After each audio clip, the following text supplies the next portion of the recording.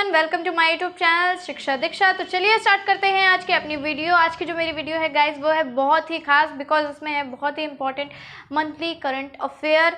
तो कुछ मैं ऐसी वीडियोस करंट अफेयर्स की लाती हूँ जिसमें आप लोग कुछ डीप पढ़ते हैं करंट अफेयर्स के बारे में। एंड ये वीडियो पूरी नहीं है तो ये 2 पार्ट में पूरी हो पाएगी, क्योंकि आज थोड़ा टाइम कम है। सो मैं इसको जितना भी है यहाँ पे आज उतना कंप्लीट करा दे रही हूँ। उसके बाद में इसकी एक सेकेंड वीडियो आपको मिलेगी जल्द से ही। और अभी तक जितनी वीडियोस मैं लगातार अभी वीडियोस नहीं ला पा रही थी, बिकॉज़ थोड़ा मुझे जाना था। सो गाइज़, अब जो वीडियोस हैं वो आपको लगातार मिलेंगी और अब कोई भी प्रॉब्लम नहीं होगी, आपको लगातार सारी वीडियोस मिलेंगी। और अगर अभी तक आपने मेरे चैनल को सब्सक्राइब नहीं किया है तो चैनल को सब्सक्राइब कर लीजिए, बेल आइकन को प्रेस कर लीजिए। और इसके साथ साथ गाइज़ मैं एक बहुत ही अच्छी न्यूज़ आपको बता रही हूँ कि अब जो है हम लोग सीजीएल की, बिकॉज सीजीएल का एग्ज़ाम आने वाला है, तो सीजीएल की एकदम बहुत ही अच्छी वाली प्रिपरेशन स्टार्ट कर देंगे और अब हम लोग बहुत सारे मॉक टेस्ट सॉल्व करेंगे। सो गाइज़, अब आगे से जो तैयारी होगी वो पढ़ाई के साथ साथ मॉक टेस्ट भी सॉल्व किए जाएंगे। आपको मैं क्वेश्चन बताऊंगी और कहाँ से आपको मॉक टेस्ट मिलेगा वो भी मैं आपको बताऊंगी। सो गाइज़, अगर आपने अभी तक चैनल नहीं सब्सक्राइब किया, फिर से मैं बोल दूँ, चैनल को सब्सक्राइब कर लो। और अगर आपसे कोई भी वीडियो मिस हो गई है तो वीडियो को देख लीजिए, नोटिफिकेशन आपके पास आया होगा। और अगर नहीं आया है तो आप बेल आइकन को प्रेस कर लीजिए, उससे आपको सारी नोटिफिकेशन मिल जाया करेंगे। और आप मुझे इंस्टाग्राम पे फॉलो कर सकते हो, लिंक आपको डिस्क्रिप्शन में मिल जाएगा। तो चलिए स्टार्ट करते हैं जल्दी से। जैसा कि मैंने बोला है कि बहुत ही इंपॉर्टेंट हैं ये चीज़ें, तो चलिए पढ़ लेते हैं इनके बारे में। हालांकि बिल्कुल रिसेंटली चीज़ें नहीं है कि मैं फरवरी का आपको डेटा इसमें बता रही हूँ, लेकिन कुछ ऐसे डेटा है जो बहुत इंपॉर्टेंट है और आपके एग्ज़ाम में आना ही आना है। सो इनको हम छोड़ नहीं सकते कि ये फेब की नहीं है। फेब के करंट अफेयर्स आपको मिल जाएंगे और मैं इकट्ठा बहुत सारे करंट अफेयर्स इस बार फरवरी के बताने वाली हूँ, बिकॉज मुझे काफ़ी लेट हो गया ऑलरेडी। जनवरी में मैंने काफ़ी सारी वीडियोस बनाई थी करंट अफेयर्स की, एंड फरवरी में मुझे उतना टाइम नहीं मिल पाया। सो मैं इकट्ठे बहुत सारी क्वेश्चन वाली एक करंट अफेयर की वीडियो आपके लिए फरवरी की लाने वाली हूँ। तो चलिए स्टार्ट करते हैं। देखिए, जैसा कि इसमें लिखा है, पहला कोस्टल इकोनॉमिक जोन यानी कि सेज।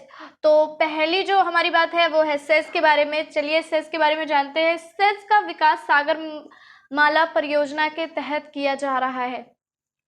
इसके तहत कुल 14 सेज बंदरगाहों के निकट स्थापित किए जाने हैं।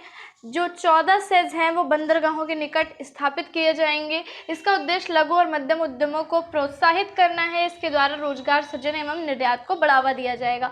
फिर से बात कर लेते हैं। सेज का फुल फॉर्म है कोस्टल इकोनॉमिक जोन।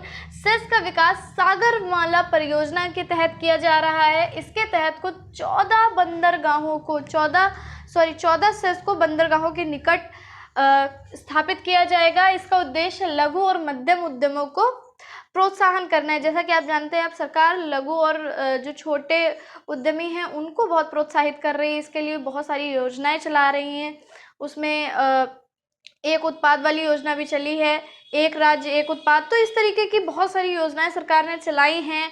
स्टार्टअप भी स्टार्ट किए हैं कि ऐसे छोटे उद्यमियों को बहुत बढ़ावा मिले, बिकॉज इनसे भारत की अर्थव्यवस्था बहुत मजबूत होती है। सो इस वजह से इसका उद्देश्य जो है लघु और मध्यम उद्यमों को प्रोत्साहित करना है। इसके द्वारा रोजगार सृजन एवं निर्यात को बढ़ावा दिया जाएगा। निर्यात तो होगा ही होगा, क्योंकि जब प्रोडक्शन होगा तो चीज़ें निर्यात भी की जाएंगी। और इसके अलावा रोज़गार तो होगा ही, क्योंकि उद्यम है और किसी भी चीज़ का प्रोडक्शन करने के लिए मजदूर या फिर लेबर जो भी हैं वो लगते ही हैं, तो रोज़गार भी मिलेगा।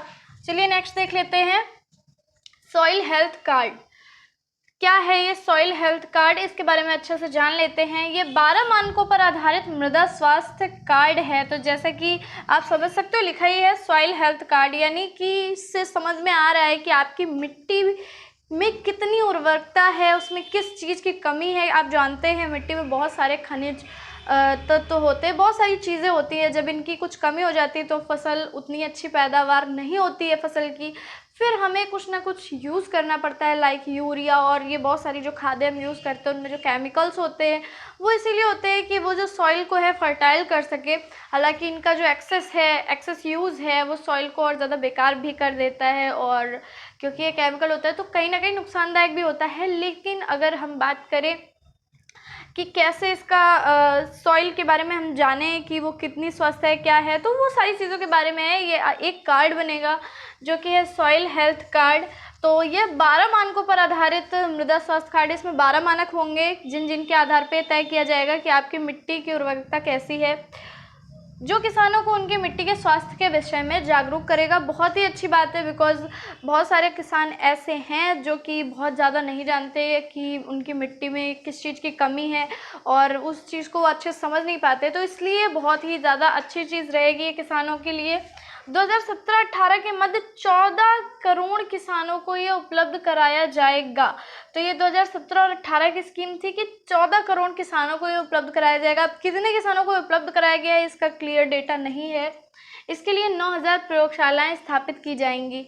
तो इसके लिए 9000 प्रयोगशालाएं बोला गया स्थापित की गई। अब कितनी की गई ये तो 2017 एंड 18 का डेटा है, सो आपको इससे मतलब नहीं है। लेकिन ये कुछ ऐसी इंपॉर्टेंट न्यूज़ हैं जो कि 17 एंड 18 की जो आपके एग्ज़ाम में पूछी जाएंगी। तो जो भी कुछ पहले का बाकी रह गया है जो मैं नहीं बता पाई हूँ, तो उन सारी चीज़ों को हम लोग अभी पढ़ते चलेंगे। चलिए नेक्स्ट देख लेते हैं रिस्ट्रिक्टेड एरिया परमिट सिस्टम।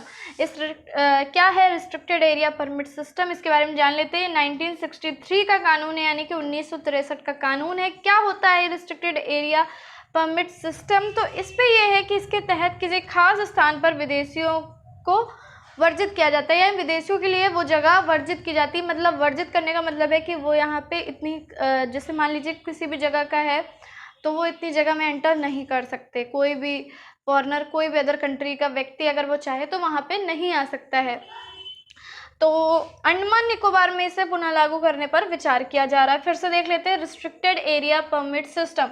ये 1963 का कानून है। अंडमान निकोबार में इसे पुनः लागू करने पर विचार किया जा रहा है। इसके तहत किसी खास स्थान को विदेशियों के लिए वर्जित कर दिया जाता है। चलिए कुछ और इम्पोर्टेंट देखते हैं। कलादान परियोजना के बारे में देखते हैं।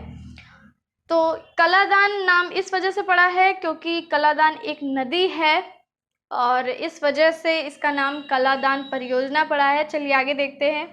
इसके तहत कलकत्ता बंदरगाह को म्यांमार के सितवे बंदरगाह से जोड़ा जाना है। कालांतर में इसे मिजोरम से जोड़ा जाना है।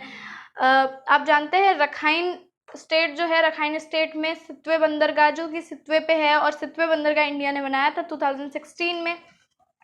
तो उस सितवे बंदरगाह को कलकत्ता बंदरगाह से जोड़ा जाना था और कालांतर में इसे मिजोरम से जोड़ा जाना है, यानी कि आगे चल के इसे मिजोरम से भी जोड़ा जाएगा। तो ये है कलादान परियोजना।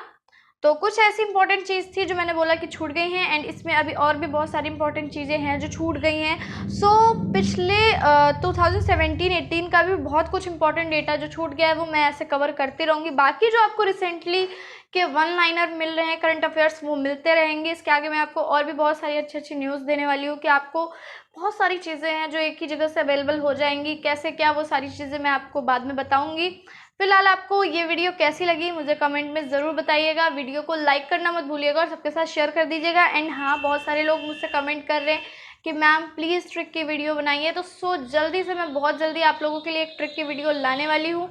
इसके साथ साथ अगर आपने हिस्ट्री की मेरी वीडियोस नहीं देखी है तो उनको प्लीज़ देखिए। वो मैंने जैसे बताया कि मैं बहुत ही डीपली उसमें बता रही हूँ, तो बिल्कुल बहुत डीपली आप लोगों को सारा डेटा उसमें मिल जाएगा। एंड उसके साथ मैं कोशिश करती हूँ कि अगर वहाँ पे मैं किसी चीज़ की आपको ट्रिक बता पाऊँ तो मैं वहीं पर कोई ट्रिक भी बता देती हूँ।